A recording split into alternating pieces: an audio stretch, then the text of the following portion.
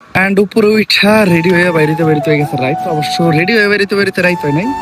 তো আমরা এসে নামলাম কাতারের দোহার আল ওয়াতান মার্কেটে, যেটা নাকি দোহার অনেক পপুলার একটা মার্কেট, এমনকি কাতারেরও।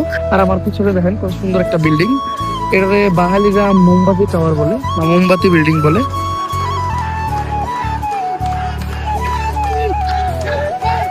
যেহেতু আজকে আর্জেন্টিনার খেলা দেখতে হবো, তো তার আগের টাইমটা আমরা পিচের পারে বসে একটু রিল্যাক্সে কাটাবো। তাড়াহুড়াতে গাওয়া না নিয়ে বাংলাদেশ চলে গেছি, তো গাওয়াটা মিস করছিলাম। আজকে গাওয়া পাবো, অনেক এক্সাইটেড হয়েছিলাম, বাট ধোকা দিয়ে দিয়ে আমকো। আমি রুমের অনেক ভিডিওতে এইরকম প্লেস দেখছি, মানে গোল্ডেন কালার, সব দিক দিয়ে গোল্ডেন লাইট জ্বলে, বিল্ডিং গুলো সেম।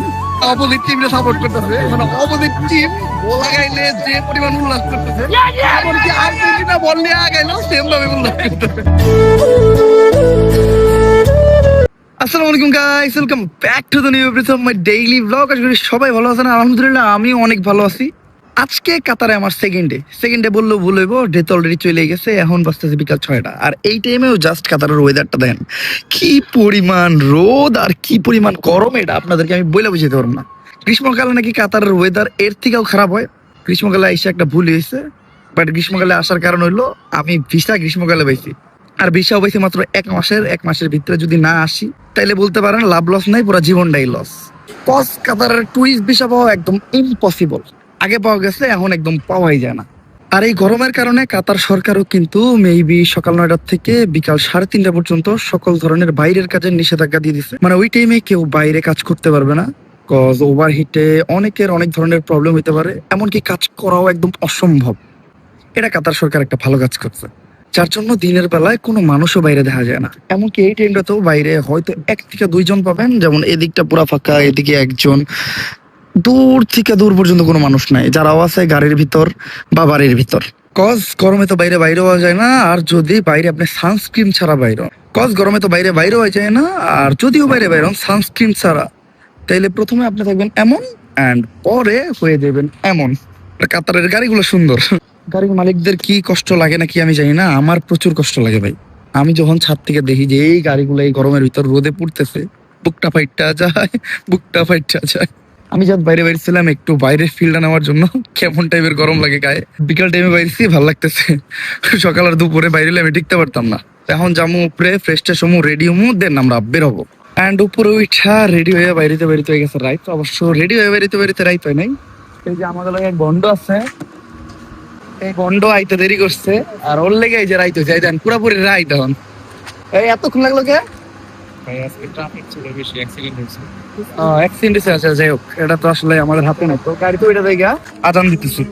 এখন আপনারা আবার অনেকে কমেন্ট করতে পারেন যে ভাই আপনি একটু আগে আর্জেন্টিনার জার্সি পরে আসছিলেন, এখন আবার ব্রাজিলের জার্সি পরা কে? আর্জেন্টিনার জার্সি আছে এই যে ব্রাজিলের জার্সির নিচে, ঠিক আছে?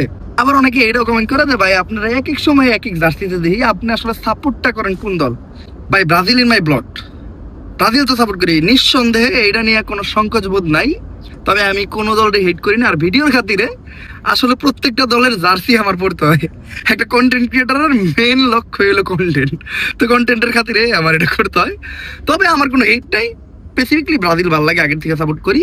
বাট এই দেন আর্জেন্টিনা আছে, হ্যাঁ তলে আর্জেন্টিনা আছে।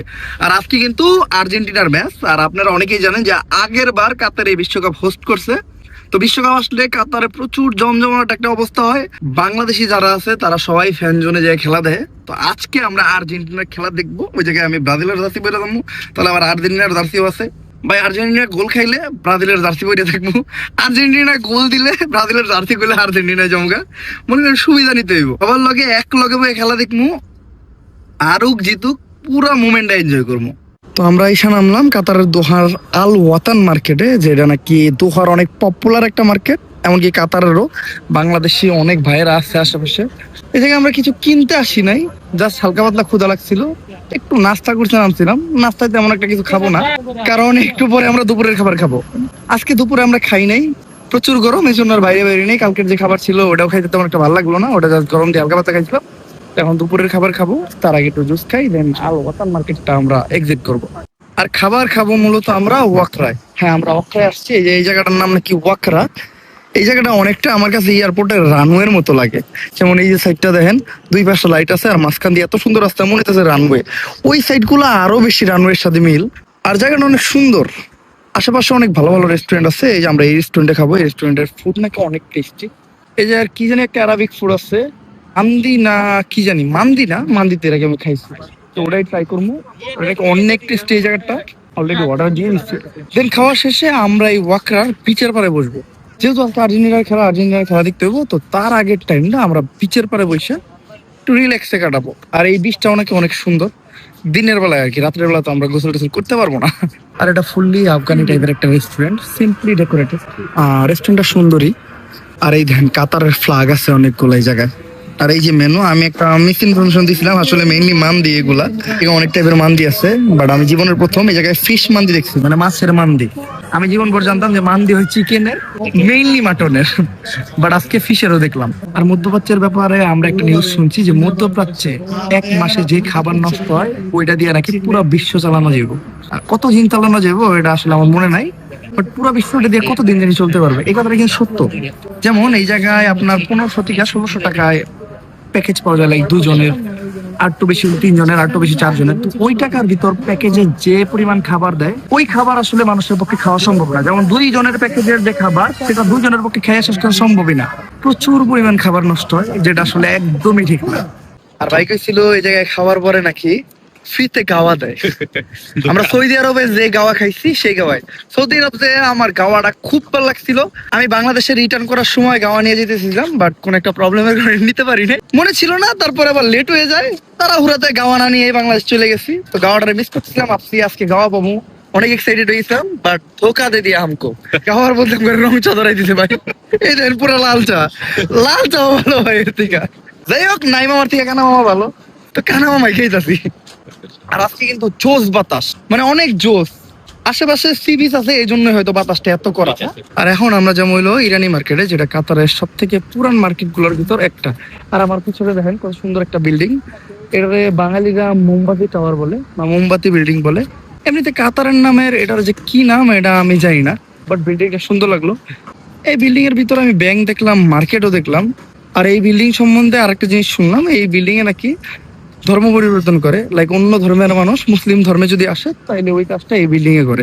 আরো অনেক কিছু আছে যেটা আমি পুরোপুরি জানি না, কথায় ভুল ত্রুটি হইতে পারে, কারণ মানুষ আমার যেটা বলে বা যেটা বুঝাই দেয় ওইটার উপরে আমি একটু বিশ্লেষণ করি। হ্যাঁ, অনেক পুরান পুরান বিল্ডিং, ঠিক আছে, বাট সুন্দর লাগতেছে।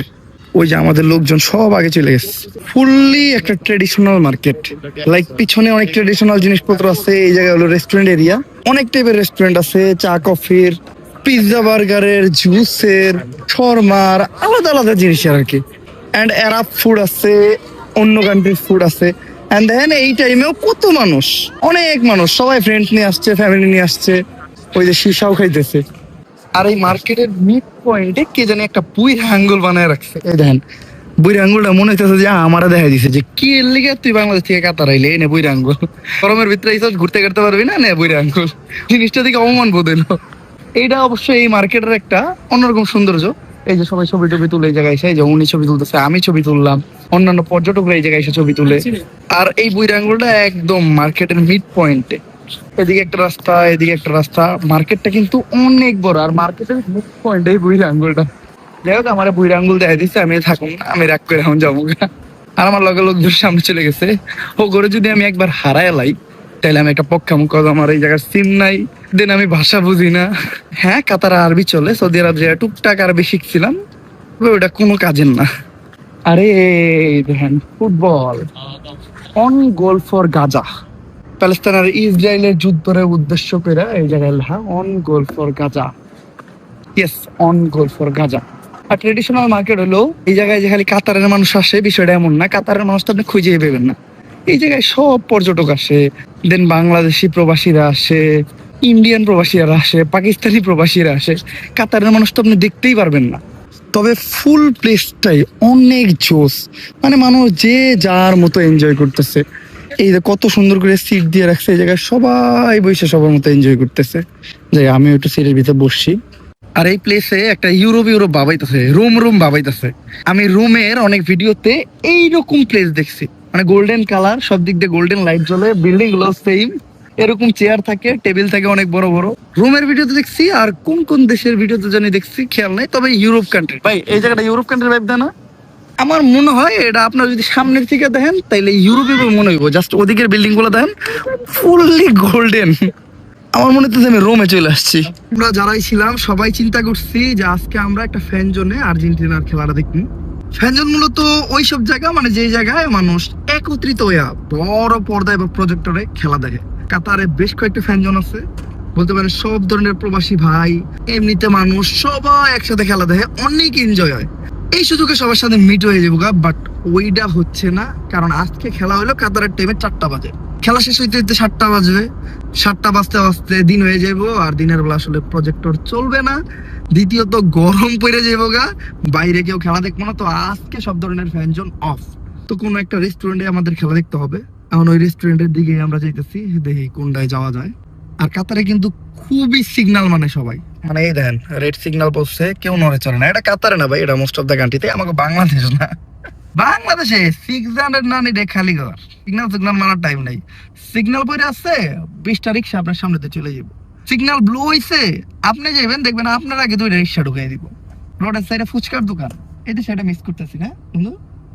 এই যে এই জায়গায় 3-4টা ফুচকার দোকান থাকতো, ওই পাশে 20-30টা কেকের দোকান থাকতো, এগুলো নাই, ভালো লাগতেছে না আসলে। এই দেশ পিছিয়ে আছে বেশি না, আমার 10 লাখ বাঙালি ঢুকানোর সুযোগ দেন, এই দেশ আমরা দখল করে নিব। কাতার আমাদের দখলে থাকবে কি 10 লাখ বাঙালি, বেশি না 10 লাখ, মানে আমার মতো 10 লাখ হইলেই চলবো। আর আমরা খেলা দেখতে যাচ্ছি একটা রেস্টুরেন্টে, এই জায়গায় আমরা ছাড়াও ভাই আমি মূলত ব্রাজিলের রাত্রি করে খেলা দেখতে ঢুকছিলাম, সবাই 7 আপ বেদিল লাইতে দিল, আর্জেন্টিনার রাত্রিটা পড়ছি দেখতেন 2000 থেকে এই করার কিছু দিত। তো লাস্টের জন্য আমি আর্জেন্টিনা হয়ে গেছি, এখন খেলা দেখতে ঢুকে। আর এই টাইপের রেস্টুরেন্টে কিন্তু লাইক চলে, এই জিনিসটাতে কমন হয়। আমাদের বাংলাদেশের সেটার অনেক আর্টিস্ট আছে, বাট এই জায়গাটা কমন। সময় কাটান অনেক মানুষ আছে, লাইক হিউজ, অনেক মানুষ।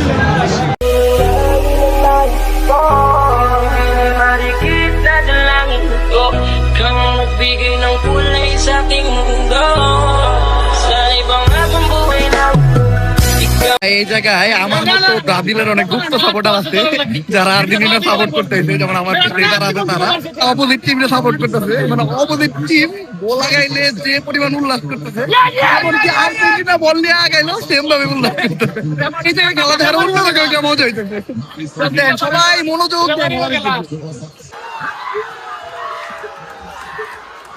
ভাই। আর্জেন্টিনা একটা গোল দিয়ে দিচ্ছে, মানুষের উল্লাসটা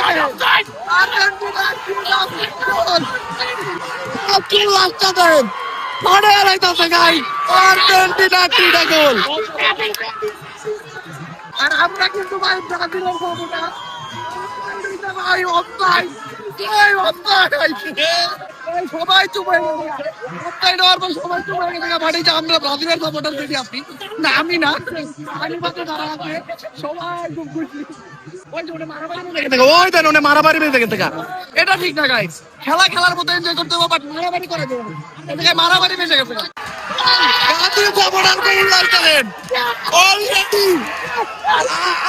একটা গোল দিয়ে দিচ্ছে আলজেরিয়ার পরে, ব্রাজিল সাপোর্টারকে উল্লাস দেখেন, ব্রাজিল সাপোর্টারকে উল্লাসটা দেখেন।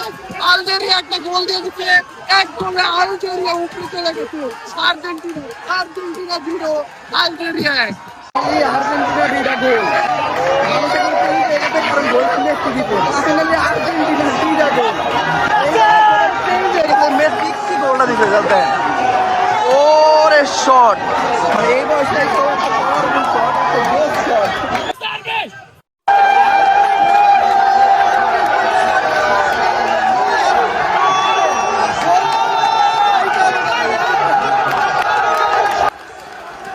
আর্জেন্টিনা আরো একটা দিয়ে দিচ্ছে, ঠিক আছে 3, আর্জেন্টিনা হ্যাপি, আর্জেন্টিনা 3টা দিয়ে দিচ্ছে।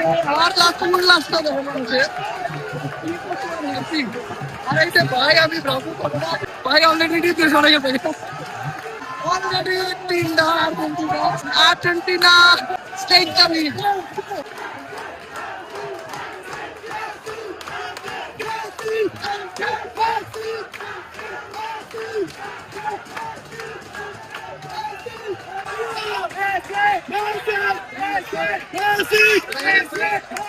ফাইনালি আর্জেন্টিনা ম্যাচ জিতে গেছে গা। আর এখানে কিন্তু আমরা ব্রাজিলের সাপোর্টারও পাইছি, ভাবছিলাম ব্রাজিলের সাপোর্টার পাবো না, বাট পাইছি। ওরাও খুব এনজয় করতেছে, সবাই খুব এনজয় করে খেলা দেখছে। এটাই আর কি মজা, সবাই খেলার সময় কত ঝগড়াঝাটি। আর্জেন্টিনা গোল দিলে সবাই 7-7 করতেছে, আবার আলজেরিয়া একটু ভালো খেললে সবাই আর্জেন্টিনারে জেতাইতেছে, মানে খুব এনজয় করছে খুবই। আর নিচে দেখেন খালি আর্জেন্টিনার সাপোর্টার, হ্যাঁ দুই একটা মাঝে মধ্যে ব্রাজিল খুঁজে পাওয়া যায়। আর বাইরে দেন একেবারে সকাল হয়ে গেছে, তারপরে সকাল হয়ে গেছে, আমরা রাত্রে ঢুকছি, সকালে বের হইলাম। আর এখন কিন্তু বাজতেছে সকাল 7টা, জাস্ট সকাল 7টা। এই টাইমে যে পরিমাণ রোদ তাকানো যাইতেছে না। দেন আমি সানগ্লাস পরছি ব্রাজিলের, আমি সাপোর্টারও ব্রাজিলের, এই জন্য এই সানগ্লাসটা আমার এক ব্রাজিল সাপোর্টার ভাই আমার দিচ্ছে। সানগ্লাসটা কিন্তু জোস। আরে সানগ্লাস পরে দেখা যায়, মানে বাইরে থেকে মনে হয় যে এটা পরে দেখা যাবে না, না এটা পরে একদম ক্লিয়ার দেখা যায়। আর এই রোদটা যেভাবে গায়ে লাগতেছে ভাই, এই ভিটামিন ডি যদি আপনি নিতে যান তাহলে আপনার কালো হয়ে যেতে হইব। তো অনেক এনজয় করলাম, অনেক মজা করলাম। এখন বাসায় যেতে হইব, যাই দিতে হইব বড় একটা ঘুম, এক ঘুমে একদম রাত হয়ে যাইব।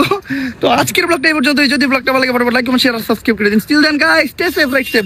নেক্সট ব্লগে আল্লাহ হাফেজ।